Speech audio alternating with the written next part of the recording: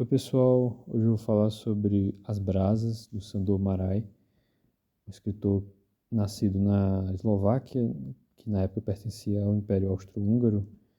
Então ele escrevia em húngaro. Essa história vai se passar na Hungria mesmo. Foi publicada em 1942.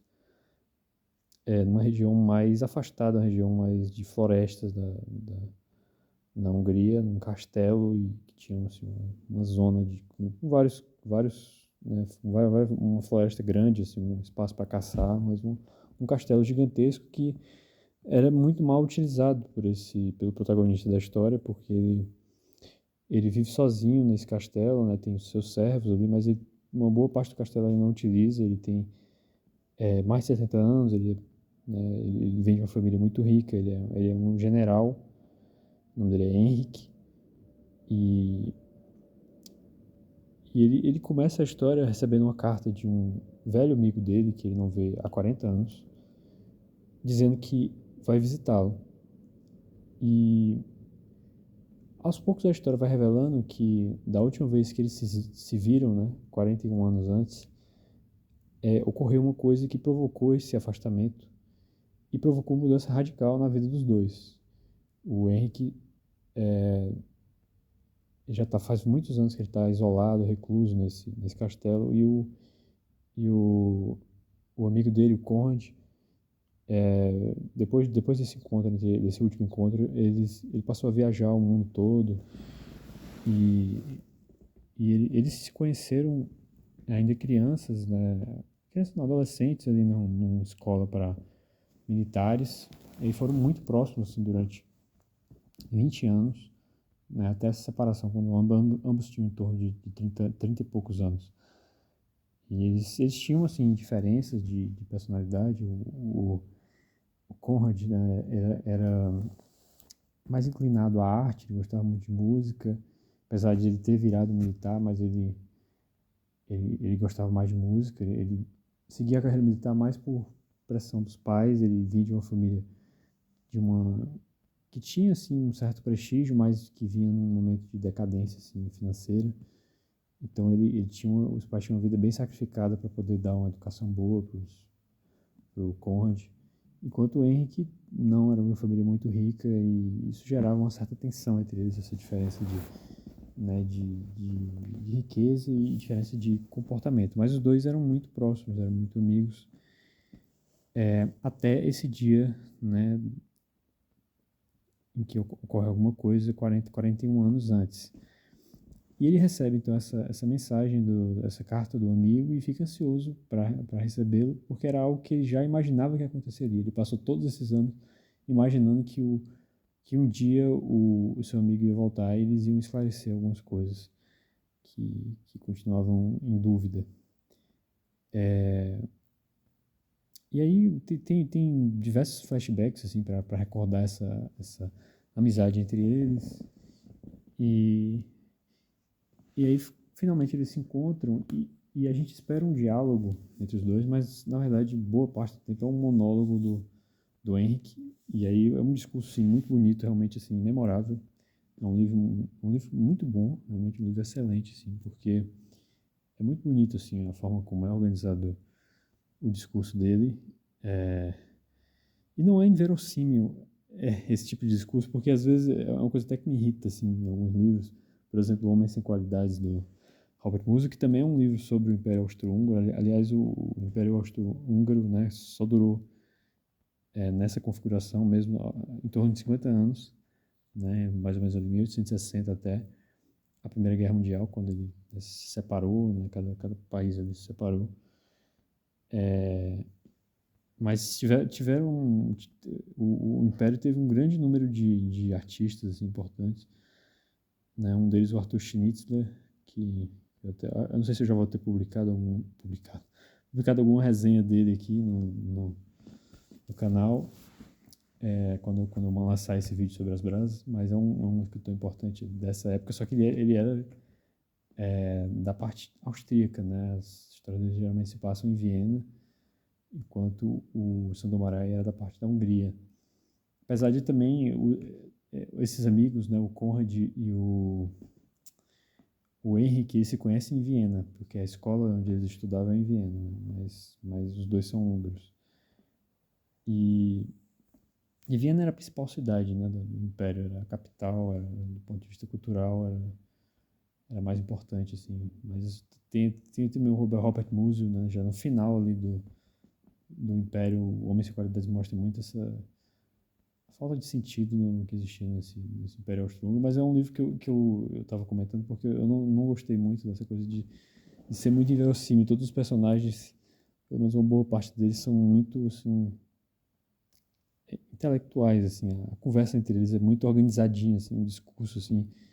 Eles se encontram e do nada começam a conversar sobre questões profundas, assim, filosóficas. Chega uma hora que cansa, assim. Não é o único problema do livro, também é um livro inacabado, não é um livro que eu não terminei, eu li mais ou menos, acho que é uns 2 terços do livro, mas tem uma hora que eu simplesmente me cansei, assim, dos personagens, daquela coisa toda e parei. Mas é um livro muito importante no século XX. Tem momentos realmente brilhantes, assim. Tanto que eu demorei para largar o livro por causa disso, porque eu pensava em largar, e aí vinha algum momento, assim, espetacular, assim, de reflexões lá que tinham, e aí eu continuava mais um pouco, mas aí chegou uma hora que eu não estava aguentando mais, eu parei. É um livro enorme também, acho que mais de 1000 páginas. Enfim, voltando aqui para as brasas, é, então é um livro assim, muito profundo sobre essa questão da amizade, né? Principalmente aqui uma amizade masculina. A gente tem muitos livros mais contemporâneos sobre amizade feminina, né? Aqueles livros da Helena Ferrante, mostrando essa relação tensa, né? Relação ambígua, né? De afinidade, de, né, simpatia, mas também de competição, de um certo desprezo até, né? Pelo que é diferente do outro em relação a você. E aqui nesse livro, aqui, As Brasas, essas tensões têm um peso assim, muito maior, né? Tem um peso, tem dimensões assim, muito mais dramáticas, né? Para justamente capturar assim, a atenção do leitor, para virar uma leitura marcante. Certamente essas características são acentuadas aqui nessa história. É uma história muito dramática, assim, tudo é muito exagerado. Assim. Não acho que seja inverossímil, mas eu acho que é exagerado. Assim, a forma como é organizado. Assim. Mas torna a história mais marcante, indiscutivelmente. O discurso do Henrique, os acontecimentos que eu não vou falar, logicamente não estragar a surpresa, e é um livro pequeno, tem pouco menos de 200 páginas, então eu nem posso falar muito, que senão posso acabar estragando a surpresa do livro. Mas, enfim, eu recomendo bastante, realmente é um livro muito interessante. Assim, às vezes, mais pro final, dá um certo cansaço, assim, o monólogo do Henrique, porque a gente está esperando a resposta do Conrad, mas obviamente isso é proposital, né, do autor, porque mostra todo o entusiasmo que o Henrique estava, toda a espera que ele teve, então ele tem muitas coisas a dizer ele tem mais, parece que ele quer mais ele se expressar na frente do amigo do que realmente ouvir as respostas do amigo. Mas eu vou agora ler algumas das melhores passagens, na minha opinião. Vou ler passagens que não tenham spoiler. Aqui é um flashback, porque foi da vez, quando eles eram bem mais novos, tinham uns 20 anos, o, o, o Henrique foi visitar o Conrad, né, na casa deles, aí viu que a casa dele era bem mais simples, né, do que a dele, do que a do... A casa do Conrad é bem mais simples que a do Henrique. E aí o Conrad começa a falar pro Henrique que quando ele teve uma discussão lá com um colega da escola militar, ele pensou o seguinte, e aí o Conrad fala o seguinte: me veio ao espírito o rosto da minha mãe, que vai ao mercado toda manhã para evitar que a cozinheira a engane, embolsando 2 centavos, porque no final do ano os 2 centavos terão somado 5 florins que ela poderá enviar num envelope para me mandar. Naquele momento eu realmente poderia ter matado o bávaro que queria me ferir por pura basófia. sem perceber que cada arranhão que me desse era um pecado mortal contra essas duas pessoas que aqui na Galícia tinham sacrificado em silêncio suas vidas por mim. Eu até falei que o Conrad era húngaro, mas na verdade eu não tenho certeza. Eu sei que ele tem uma parte da família que é da Polônia, enfim. Mas o Henrique é húngaro, de fato. Mas na época isso não tinha muita importância porque era o mesmo império, né? Mas tem essa questão da língua, né? Era uma língua diferente. Era um estado que. Até tem algumas passagens do livro que falam um pouco sobre essa diversidade de povos que existiam no Império Austro-Húngaro.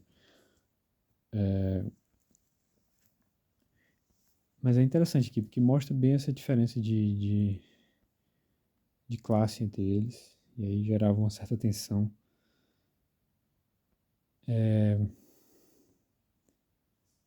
Ele até fala depois que para mim é muito difícil viver assim, o Conrad falando. É como se eu não pertencesse a mim mesmo. Se estou doente, fico apavorado, como se estivesse dilapidando para patrimônio alheio. Alguma coisa que só me pertence em parte, minha saúde. Sou um soldado, fui educado para saber matar e ser morto. Prestei juramento nesse sentido. Mas se morresse prematuramente, por que eles teriam suportado tantas dificuldades? O sentido de responsabilidade me paralisa. Já me ocorreu desejar que ele morresse. Que morresse. Chegou a desejar que os pais dele morressem, porque ele sentia que era um peso muito grande ter que corresponder a todas aquelas expectativas, né? Todos os sacrifícios que os pais fizeram por ele. Aqui é uma parte do Henrique conversando com o Conrad, né? O monólogo dele. Conversando não, é um monólogo. As perguntas mais importantes sempre terminamos respondendo com nossa vida. O que dizemos nesse meio tempo não tem importância, nem os termos e argumentos com que nos defendemos. No final de tudo, é com os fatos de nossa vida que respondemos às indagações que o mundo nos faz com tanta insistência. E que são estas? Quem você é? O que queria de verdade? O que sabia de verdade? A quem e a que foi fiel ou infiel? Com quem ou com que se mostrou corajoso ou covarde? Eu achei interessante isso aqui porque eu concordo bastante, assim. Às vezes as pessoas falam, assim, exatamente o contrário do que praticam e, de fato, é o que praticam o que realmente a pessoa acredita, assim. Né? Se você for prestar atenção realmente na vida das pessoas, você percebe que as ações é que realmente refletem as, os interesses e desejos delas, né? Que não faz sentido fazer de forma diferente, né? Mas aqui, na forma como ele se expressa aqui, ele está meio que acusando o Conrad. Tem uma outra passagem que eu acho legal também. Não há nada mais triste, o Henrique falando também. Não há nada mais triste, aqui metade do livro é o Henrique falando. Não há nada mais triste e desolador do que uma amizade masculina que começa a esfriar. Enquanto entre o homem e a mulher tudo é definido em termos exatos como uma espécie de contrato, entre dois homens o significado profundo da amizade está na abnegação, na inexistência por parte do outro de sacrifícios ou ternura e no respeito de uma aliança tacitamente concluída. Interessante essa visão aqui sobre a amizade. E de fato é muito triste, né, quando, né, uma amizade masculina começa a esfriar. Você vê ali o seu amigo e você percebe que não tem como se aproximarem mais. A partir dali em diante só vai esfriar, só vão se afastar porque não tem mais interesse em comum, não tem mais contextos em que você possa compartilhar algo com ele e ele compartilhar algo com você. Né? Você pensa no passado e vê que, né, foi uma sorte, em determinado momento você tinha um interesse parecido, tinha, né, um lugar para ir para um lugar, no mesmo lugar, mas dali em diante não vai ser mais assim, né? Então é meio triste assim, às vezes. Às vezes não é ruim não, às vezes é um peso que você se liberta, mas às vezes é triste porque é uma coisa inevitável mesmo. Mas aqui é bem diferente porque era uma amizade muito profunda realmente entre os dois. E aí, obviamente, para ter essa separação tão grande, foi alguma coisa bem grande que motivou isso, né? Mas aí vocês vão ter que ler para descobrir. Então, eu recomendo bastante a história. Então, comentem se vocês já ficarem interessados nisso, se vocês já leram, se ficarem interessados pelo livro. Vocês já leram algum outro do Sandor Marai? Eu até comprei um outro dele, e é um livro já mais longo, que o nome é De Verdade. E eu pretendo depois fazer uma resenha se eu gostar do livro, né? Se o livro merecer o título de livros subestimados. Mas se eu não gostar também, eu faço aqui uma resenha falando por que é um livro não subestimado. Ou, né, se eu nem chegar a terminar, né? E também tem livro que eu nem, mesmo se eu não gosto, mas não me importei o suficiente para fazer uma resenha criticando. Um desses livros foi o Amar, Verbo Intransitivo do Mário de Andrade. Eu não gostei, mas também não senti vontade de fazer resenha. Espero que o livro de verdade seja entre os livros subestimados aqui, que eu faça uma resenha bem entusiasmada dele. Mas é isso, pessoal. Se gostarem do vídeo, dê um like e se inscreva no canal aí. Valeu, até a próxima.